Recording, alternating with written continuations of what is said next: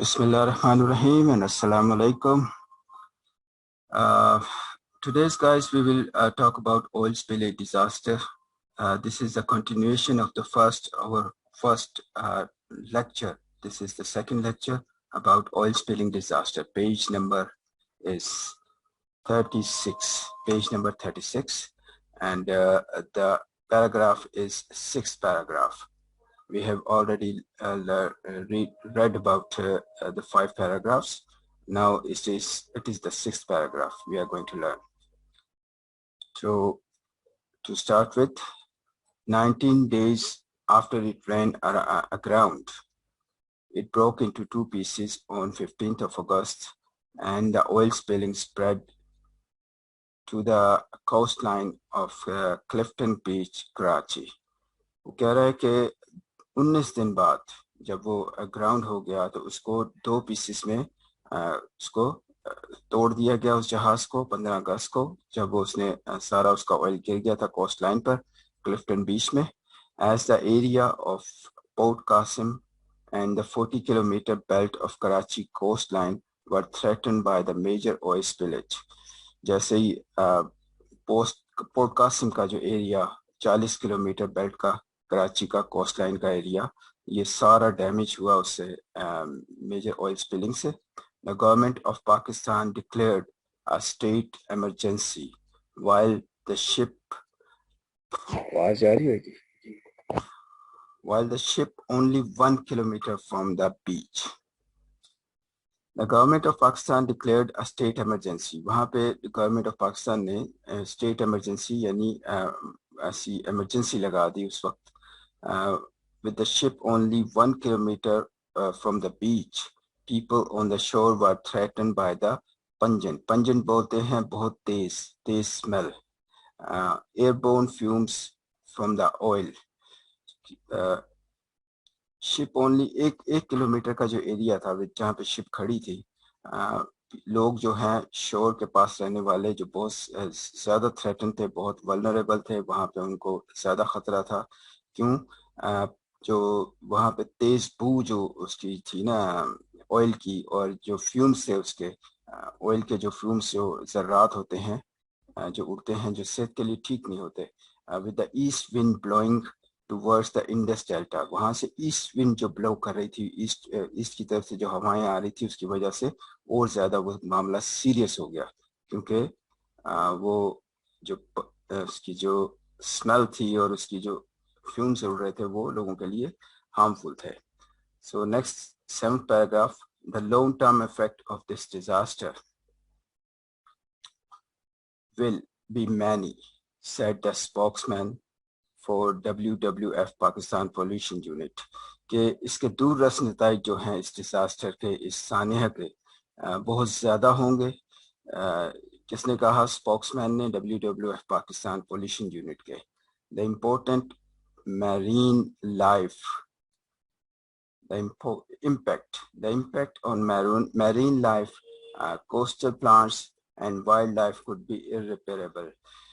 जो इम्पैक्ट है, इसका असर जो है मैरीन लाइफ, और मैरीन लाइफ कौन सी होती है? जो समुद्री हयात होती है, जिसमें जानवर होते हैं, समुद्री जानवर, मछलियाँ और जितने भी वहाँ पे मखलूक़ात हैं उनके लिए ये जो है कोस्टल एरिया में, और कोस्टल प्लांट्स, वहाँ के जो साहिल पे जो साथ साथ जो प्लांट्स लगे हुए होते हैं, झाड़ियाँ और दूसरे मुख्तलिफ किस्म के प्लांट, और वाइल्ड लाइफ जो होती है, जो बर्ड्स वगैरह होते हैं, ये सारे जो है ना वो इसको जो नुकसान पहुँचेगा वो इर्रिपेरेबल है, यानी कि नाकाबिले तलाफ़ी है, इसका नुकसान को पूरा नहीं किया जा सकता. Toxins could accumulate in the food chain for these birds and sea creatures and adversely affect their nervous and reproductive systems.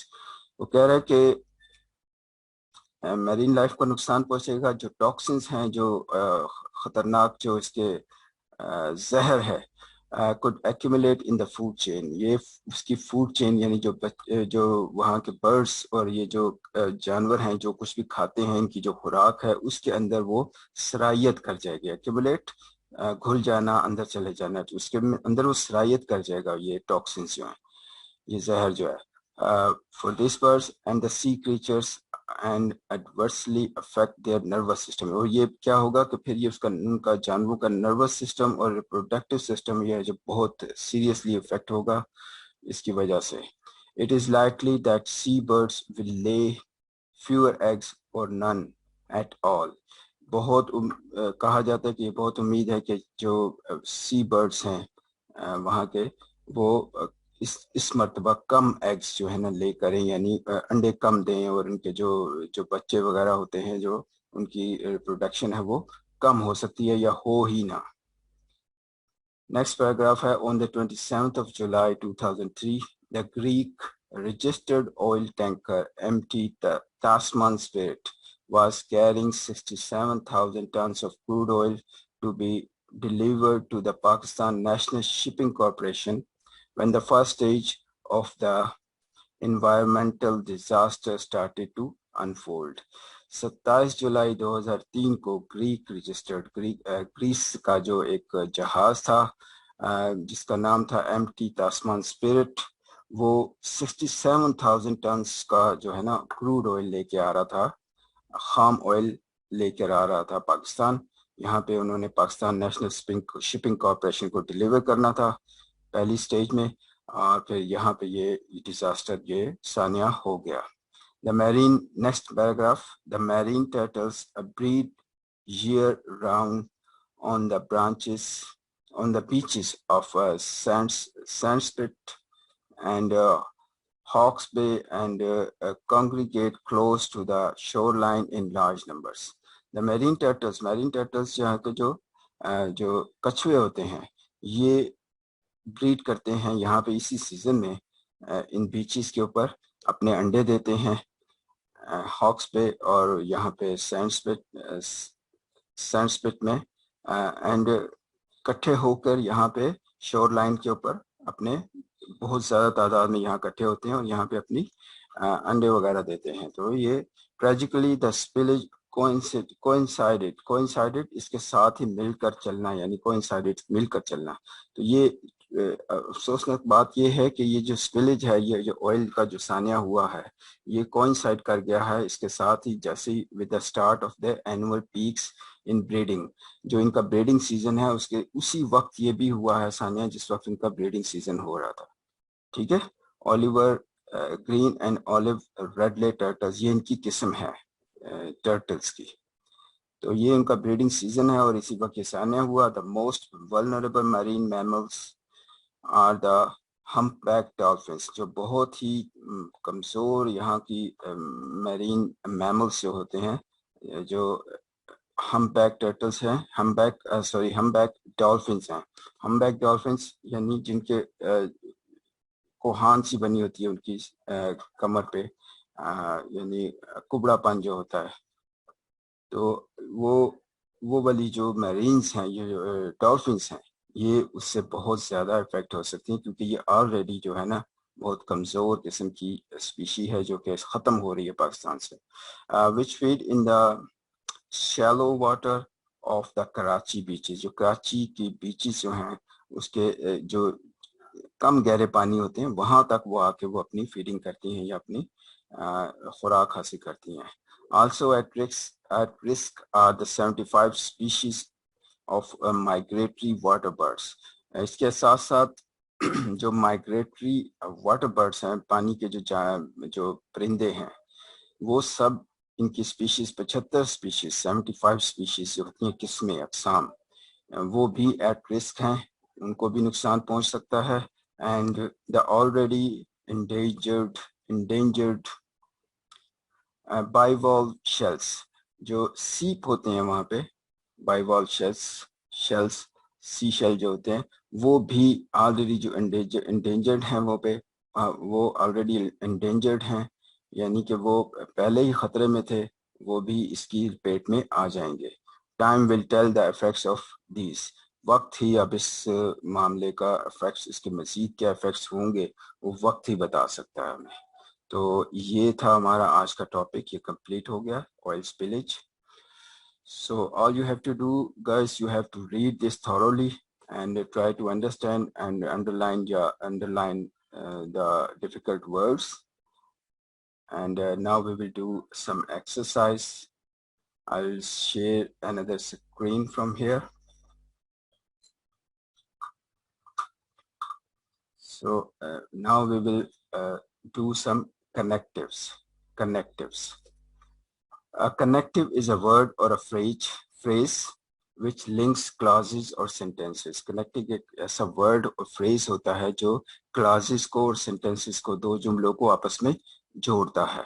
A connective can be, एक connective हो सकता है a conjunction, but इसकी जो है ब्रैकेट में अंदर लिखा हुआ है but और because, ये conjunction होगा कि दो जुमले जहाँ पे हम जोड़ेंगे उसके बीच में अगर because लगा है और what लगा है तो ये connective है. For example, Irfan would be homesick because he would miss his little sisters. अब यहाँ because जो है रेड कलर में जो लिखा हुआ है ये इसका connective है. ये दो जुमलों को it is joining two sentences of the by this word because. So this is connective. So next है a connective adverb or adverbial phrase. However bracket में और on the other hand, ये सारे adverbial phrases होते हैं. For example, Irfan does not share David's interest. Irfan David का interest share नहीं करता. Moreover, he would be lonely because David has no siblings. तो ये moreover यहाँ पे जो red color में लिखा हुआ है ये असल में connective है इसका. तो इस तरह से मजीद भी हो सकते हैं, जैसे यहाँ पे आपकी बुक में भी लिखे होंगे, आप देख सकते हैं. फर्दर मोर ओवर और भी बहुत सारे हैं. ठीक है. सो ये कनेक्टिव से आपने all you have to do is to write this definition along with example on your notebook, and this is your homework, and try to learn it. In fact, learn it by heart. Okay. So today's is end of the class. We will talk about it tomorrow. Thank you very much.